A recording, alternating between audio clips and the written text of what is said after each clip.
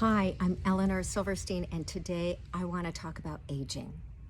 And I want to talk about two parts of our nervous system, the parasympathetic part and the sympathetic part. Let's just talk about that today. Parasympathetic part of our nervous system is part of our relax and digest, our resting phase in life. Sympathetic part of the nervous system, think of having sympathy, feeling for another, is more of our fight, flight, drop, freeze. We're really working it hard part of our nervous system. So let's see how this maybe think about relates to aging. You know, the not good part of aging, and then what we can do to help ourselves with the good part of aging. So let's start with a few things. The parasympathetic activity is involved in several items. I'm going to read this from my notes. It helps to constrict our pupils. It makes our pupils smaller. And it increases saliva production. Think about people when they get older, they get dry mouth. Happens for women at a certain age too sometimes, or medication side effect. But it is an aging thing, and then the teeth rot. So we're going to go back to parasympathetic. The pupils get smaller, the hearing increases, the saliva is nice and juicy, hence Pavlovian. It reduces our heart rate, which is a good thing, not to have such a high, fast heart. And it constricts our bronchial activity in our lungs so that we can breathe easily. It increases the quality of our digestion. It increases the production of pancreatic digestive enzymes and balancing blood sugar. It helps our gallbladder to function and increases that quality. And it even constricts the urinary bladder. So what happens when we're in that stress mode, sympathetic mode, too much, we're out of balance? The pupils chronically start to dilate, and it's taking in too much light, too much information, and it inhibits the saliva glands. We get dry in the mouth, we talk like this, but the dry in the mouth actually ends up causing damage to the gums and the teeth. Think of those things that happen with aging, more cavities, etc. It increases the heart rate. That can't be good for the thyroid or the adrenal glands when you think about it. And we don't need to be rushing heart rate. They're always giving medication to elderly people to slow and even down their heart rate. Then it inhibits the digestion. Well, that happens as a lot of people get older. They get acid indigestion. They can't digest their food well. They're not breaking down B12. They don't have enough hydrochloric acid.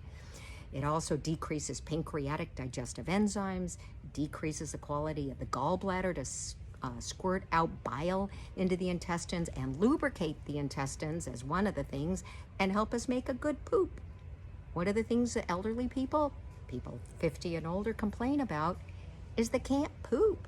They get constipated when they never were constipated as a kid. It also ends up relaxing the urinary bladder. So that's a good thing, because when the when it relaxes the urinary bladder, people become incontinent.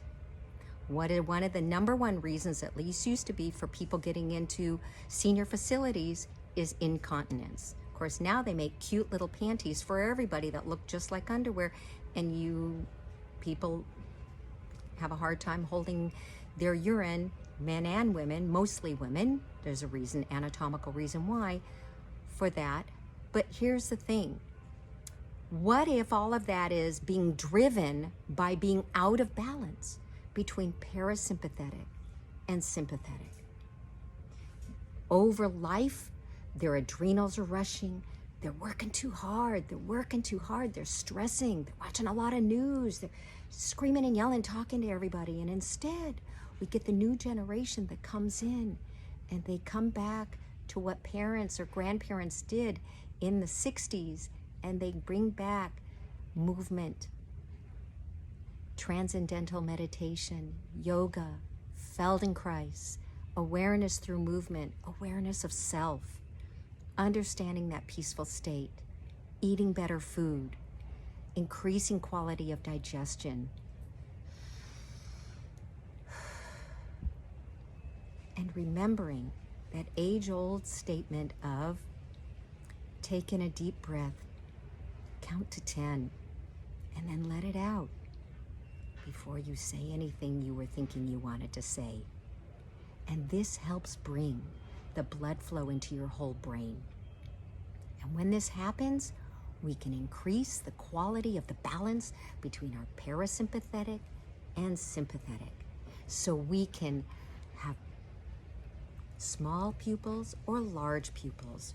We can be juicy in our mouth and digest our food and have great gums and teeth as we age. We can digest our food because it's available to us. Our heart rate can stabilize itself, and maybe we don't need those drugs to do it for us. And our bronchial activity, I think of people with COPD. It doesn't happen at 20, it happens later in life. That they can have this balance to help the bronchial activity to constrict instead of taking a drug to constrict it. And that we can increase our digestion, and we can increase the quality of our bladder and urinary continence and other things that are involved in the balance between these, so that aging is better, not such a bad thing, and we have resilience, we have knowledge, and we know what to do.